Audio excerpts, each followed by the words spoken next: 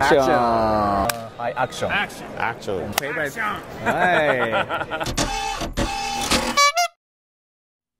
Oh, I was a kid. Kid, Yeah. 6 years? 6, 7 or 8 maybe.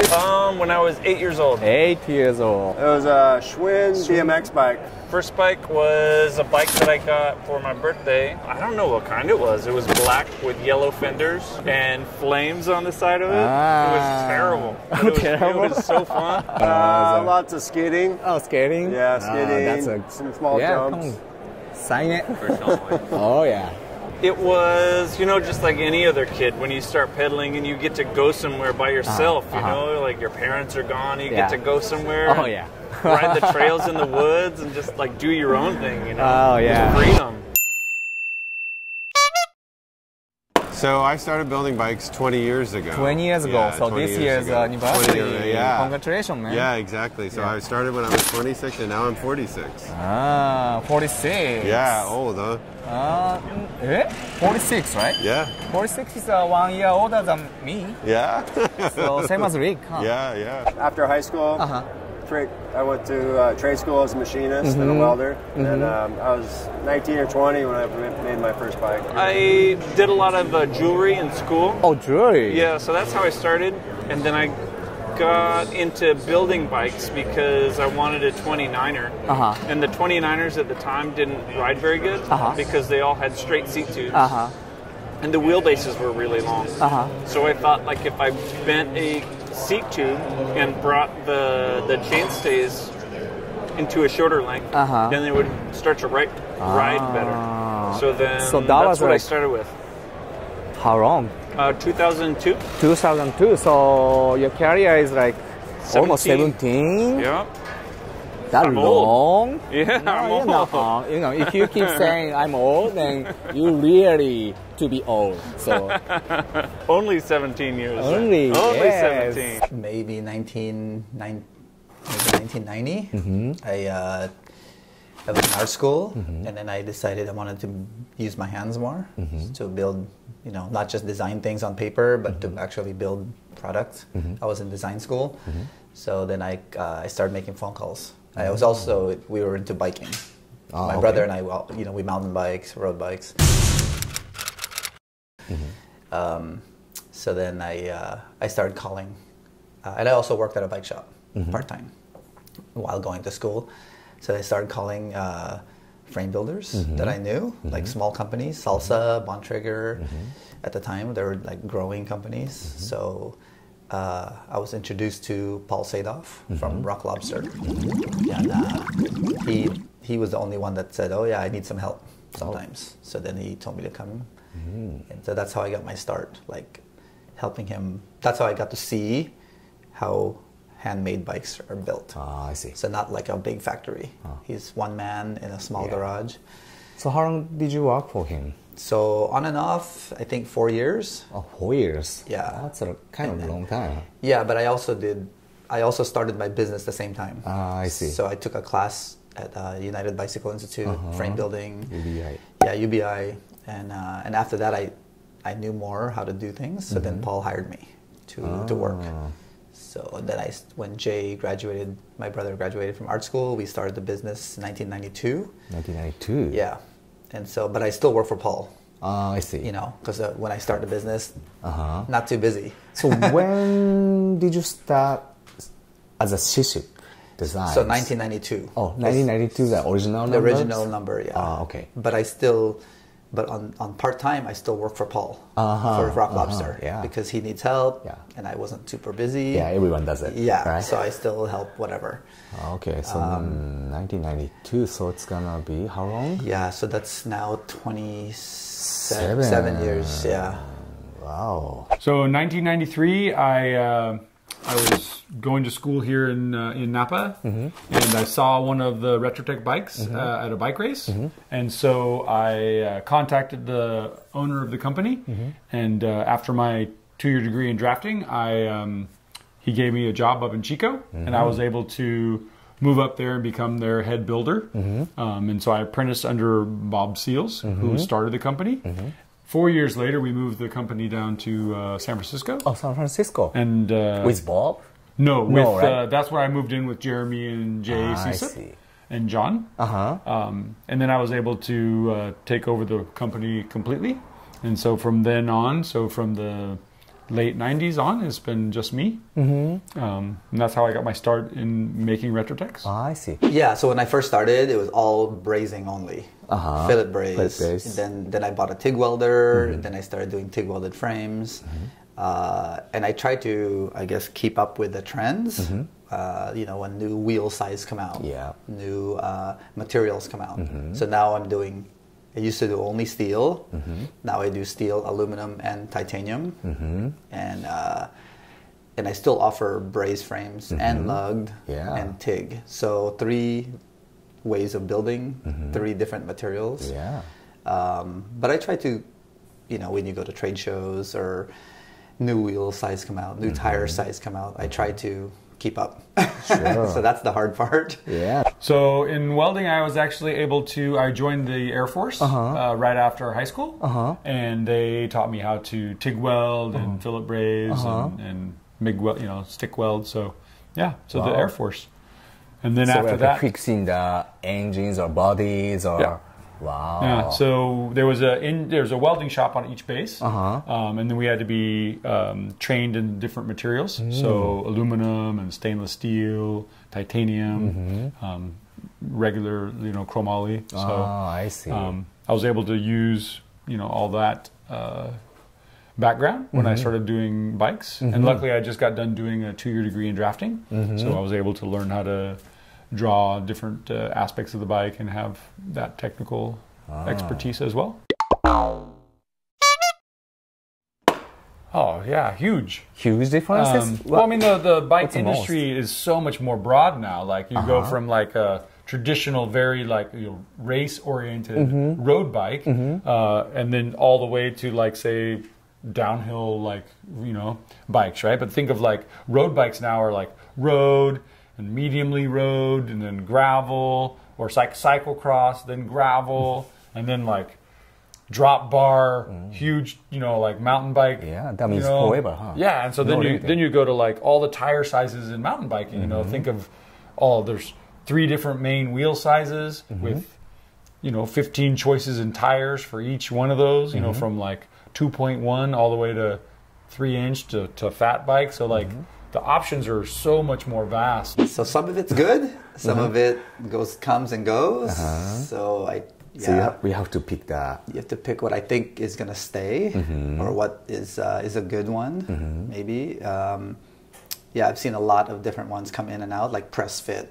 You know, and then it starts to creak, so then you don't use it anymore. Things like that. I mean, when I started like mountain biking, you know, there's 3 chain rings, you know, then 2, now 1. You know, it's just like amazing, like how good the drivetrains work compared to the early days. Like think of how many times you were out riding with friends and you would break a chain because the chains weren't that strong, and now it almost never happens. So yeah, it's just almost every aspect has just gotten way better and more refined. You know, it's always fun to see new technology and how nice. I mean, bikes are really nice now compared to when I started. Right. But a lot of like for frame builders, a lot of it you rely on the parts that are available. So tapered steer tubes come out with road disc and mountain bikes, so you have to follow, because or else the parts won't fit on your bike. So, downside is a lot of big money has come into the bike industry over the last 10 years, 10 years 15? or so, 15 years. And more so, the big money also comes with classic capitalism ideas about marketing and competitiveness and all that. And that's been hard on the industry in the sense that everybody's competing with each other to one-up each other, and the consumer winds up kind of taking the brunt of that with standards that keep changing and in essence being orphaned with things that fell off to the side that didn't kind of make the cut. So that's been disappointing, and seeing the decision making for your company? No, in the industry, yeah. the management structures in these companies and how the decision making's been influenced by the outside kind of classic marketing techniques don't really work so well in the bike industry. The bike industry is largely powered by passion and inspiration and kind of classic sell you a Coke marketing stuff. It doesn't really address the bulk of the people that make up the bicycle buying public. I see. Everything we do is rooted in the bicycle. We love to ride bicycles. Oh yeah. And so the guys at 7, we all ride mountain bikes, we ride road bikes, we ride gravel bikes. And so then we go back to work and we want to make the best ones.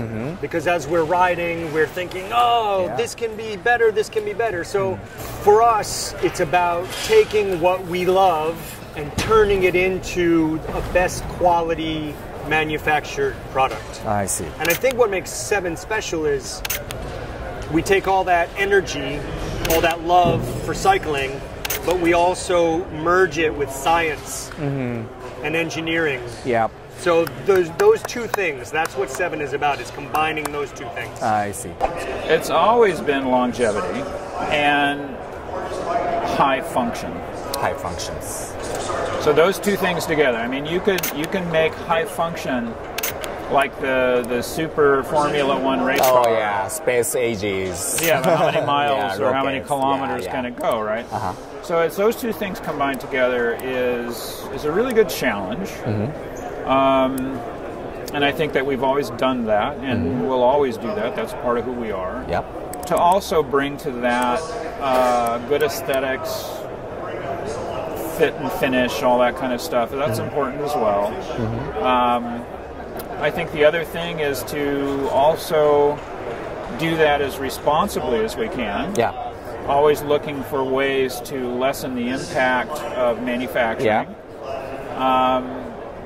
So that even the idea of having a product that lasts a long time is in that theme, is in that pursuit. I mean, that's part of how you lessen the impact to the environment. You don't make things you throw away right away.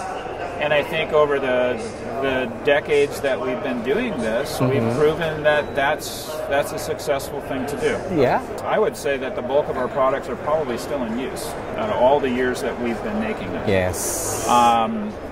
So I feel successful at that. There's a lot of people that don't care.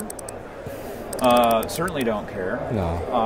They're perfectly happy having a product last for 2 years, and then I'm going to sell you a new one. Yeah. Because that one's obsolete now. We don't believe that. So. Yeah. I'm still using a headset for 20 years. First one. Me too. Right? You know, I think once again it's just something, you know, fairly simple and straightforward. Okay. And you know, I guess I don't. It's kind of my personality, I guess. And what I'm always looking to build is something that I would buy. You know, it's hard for me. Yeah, it's hard for me to build something that doesn't something that I wouldn't be that interested in, because otherwise it's hard to fake it. Yes. You know, it's hard to fake it if you're trying to do something that you're not really into. Yeah. So I think that that's what's important to me. Yeah. All right. I really like making pretty much all kinds of bikes. You know, if somebody is excited about the bike that they're getting and they're engaged in the process, then that excites me. You know, so I like road bikes, I like riding mountain bikes, I like cross bikes, I like all of those bikes. So there's not a favorite bike that I make necessarily. I would say I like solving problems. You know? I see. Oh, so that's like good. I see a problem with a bike's design and kind of a shortcoming kind of design. And if I have an idea to make that design better, that's what really excites me, you know? Yep. Yeah. Simple. I want simple. Yeah. Aesthetic, no extra like. There's nothing that doesn't contribute to the overall performance of the bike. I see. Yeah. So also that's why everything you has a picked purpose. Okay. Every part has a purpose. Function first, and then form. Yeah, and of then course. Hopefully they work together. I just like building things, so I like to build things that's functional, like not just something that doesn't do anything. So when friends ask me, you know, or clients ask me to build, can I make something like table or chair? I try to see if I can do it, and if I can and it's functional, I do it. Yeah, I just like working with my hands. I see. So metal is something I could, since it's bicycle related, I can cut and weld. I try to make it. I think for us, for me as a small builder, it makes, I don't differentiate between that and like something else, right? Like whoever wants to come to me and have me build a bike, I can build around whatever they want. I think that it's good to have the ability for people that maybe not as strong or not be able to ride with a certain group that they want to. An e-bike will allow them to do that, but I don't think it's going to diminish from me building standard bikes without electric assist. I just think it's one more thing that we are going to be able to do.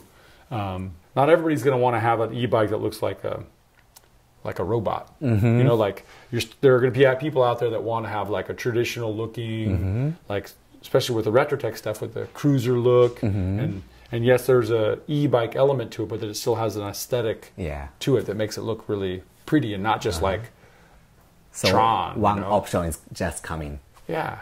It's not only the visual side, not only the aesthetics, but I also want to make sure it's something that's going to get used and enjoyed. Yep. You know, some of the bikes we see these days are just art bikes, right? They don't really get ridden.